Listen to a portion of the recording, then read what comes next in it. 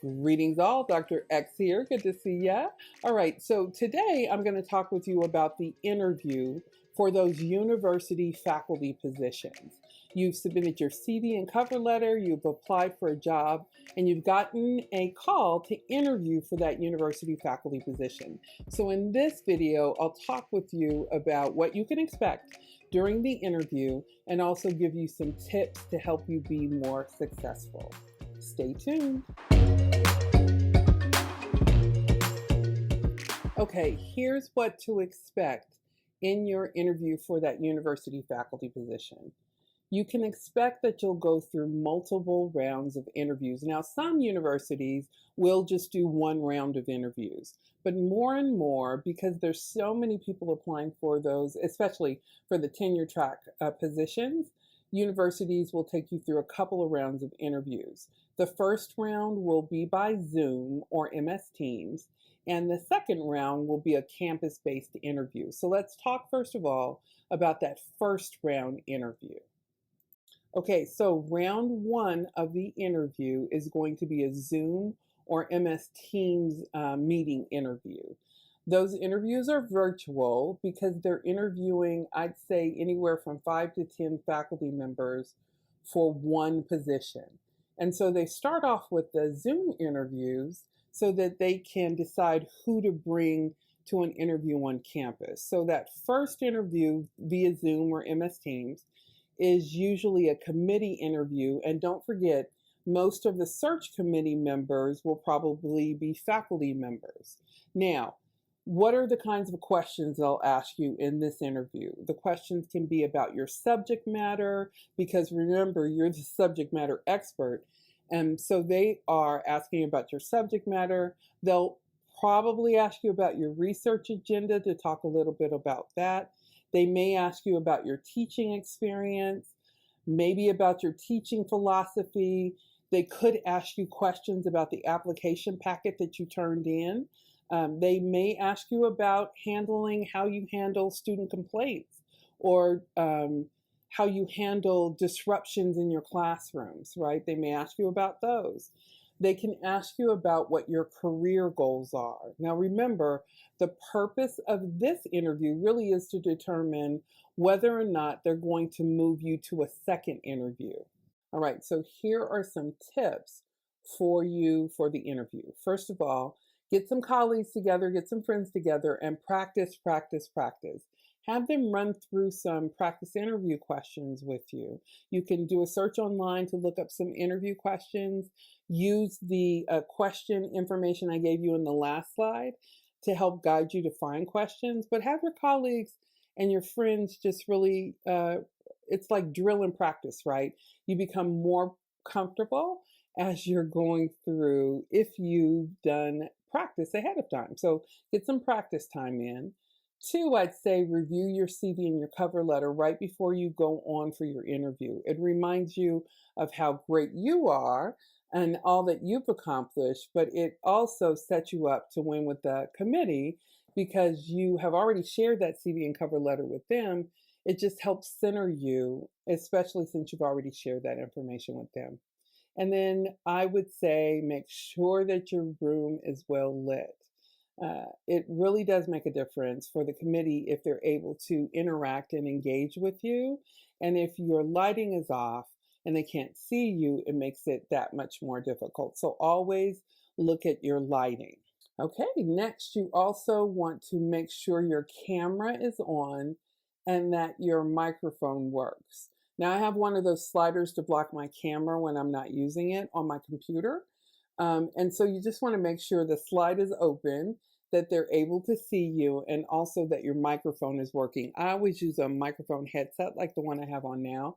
That seems to really help control the ambient noise as I'm going through the interview. So make sure your camera works, your microphone is on. You want to make sure you have an appropriate background behind you. And so don't have a really distracting, busy background. Have something that people feel can look at and tell that it's neat, it's organized, or use the blur function or the background image function on Zoom or on MS Teams. You can always use a background filter. Ensure that your background is clean, organized, and doesn't distract. And then finally, as you're answering your questions, speak clearly and answer the questions as they're asked. All right. So always take your time, speak clearly, and answer the question being asked. Remember, your goal is to be invited to the second round interview. All right. You've gone through the first round and you've been invited to come be a finalist for the campus interview. So if you're invited to the second round interview, congratulations, you've made it to the point that's right before being offered the position. So here is what you should know about the campus interview. There's probably anywhere from 3 to 5 faculty members that have been invited per position, right? So 3 to 5. It is an all-day interview. So if you've been invited to campus, know that you're going to probably be on campus all day for the interview. So what can you expect during that interview day? Well, here's what you can expect. Multiple interviews throughout the day. And those multiple interviews look like an interview with the committee. You can have, it's possible you might have an interview with your department faculty, the department faculty that you'll be joining.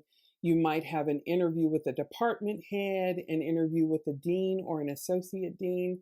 And so there are different levels of interviews and different time frames for those interviews. Let's say that you have a committee interview that's 45 minutes, an interview that same day with the dean for 30 minutes. Let's say you go to lunch with your department faculty. That's probably not going to happen, but it may, right? You have lunch with that committee, the department faculty, that's an hour to an hour and a half. And then you meet with your department head for another 45-minute interview.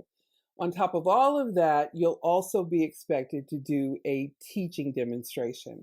And that teaching demonstration is a way for you to demonstrate your subject matter expertise. Now, some institutions let you pick a subject to talk about, but a lot of them will pick the subject for you and tell you, all right, this is what you're going to do your presentation on. So they're looking for a teaching demonstration, and that teaching demonstration should be specifically what they've asked for, but you should know that the teaching demonstration will be an open forum.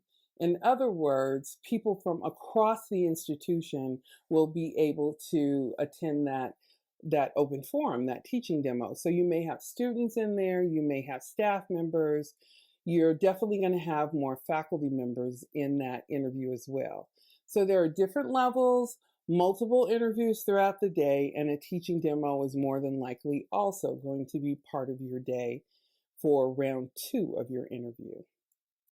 So what kind of questions can you expect at the round 2 interviews? Well, you could probably expect some of the same kinds of questions you got from the search committee. You'll just hear them from different people because remember, only the search committee knows what you talked about in that original search.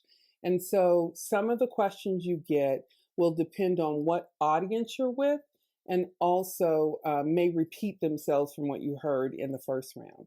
So again, you may be asked questions about your research agenda. You can be asked questions about your teaching experience, about your teaching philosophy, questions about how do you handle student grade complaints? How do you handle disruptive students in the classroom? What your long-term career goals are. What are your short-term and your long-term career goals?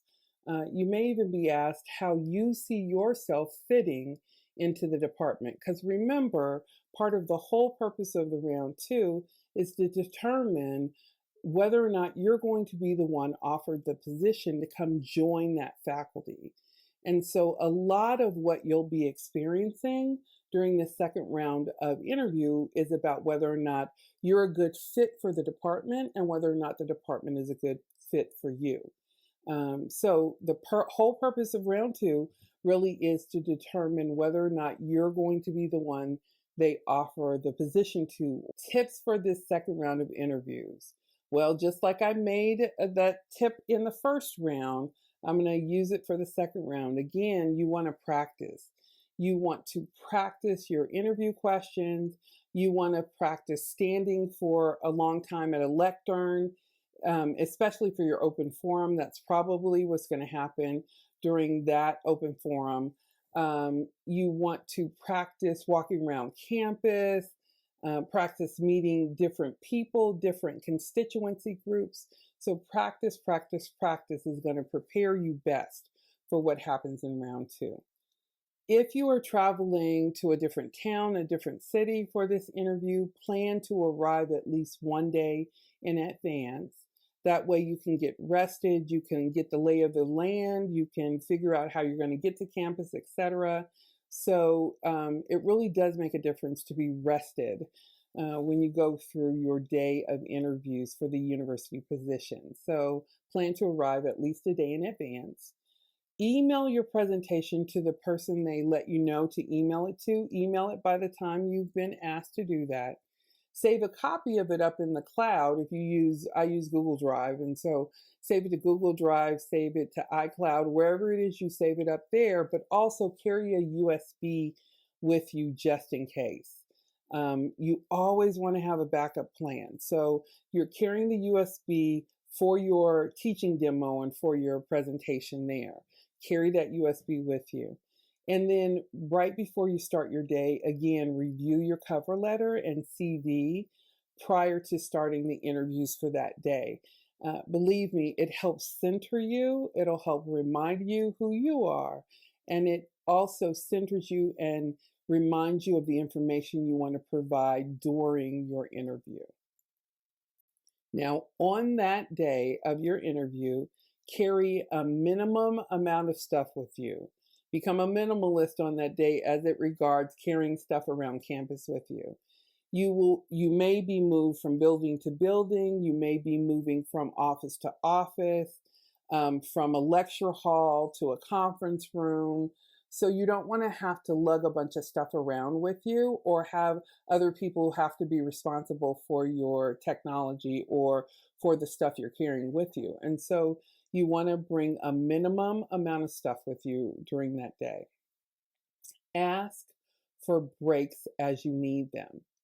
So all of us need breaks, especially if your whole day has been planned out for you. So if you feel like you need a break, take a break.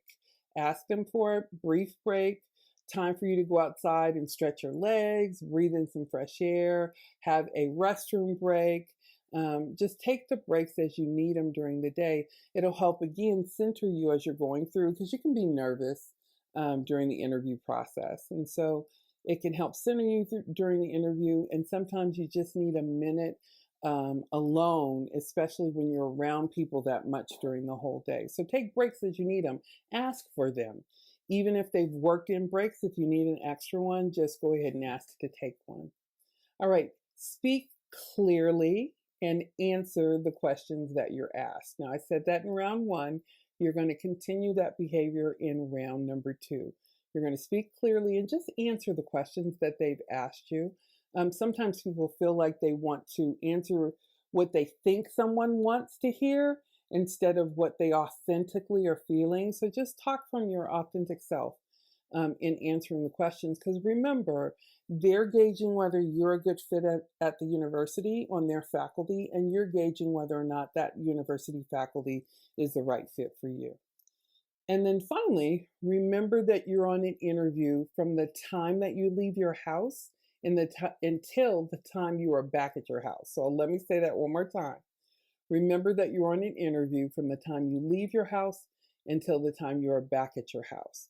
You have no idea who knows somebody at your university. Maybe the person that's picking you up in the Uber knows someone at your university. Maybe the people that work in the at the hotel are students at the university, and they'll remember you, right?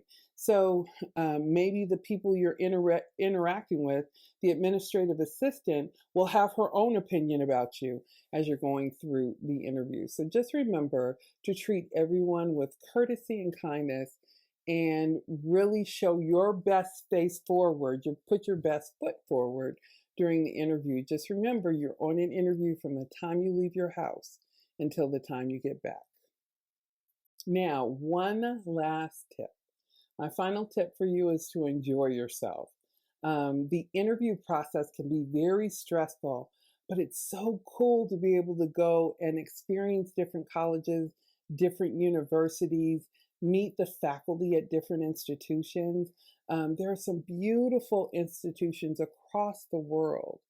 It's always nice to get some time to spend at the university, get to know your potential future colleagues.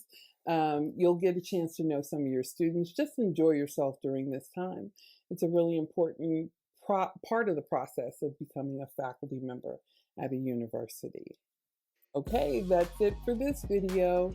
Before you leave, don't forget to subscribe and also smash that like button. That will help get this video out to others that may need it. Also, don't forget to click the little bell if you want to be notified about upcoming videos. I hope these interview tips really help you as you search for your ideal faculty position. Thanks so much for watching and have a terrific week.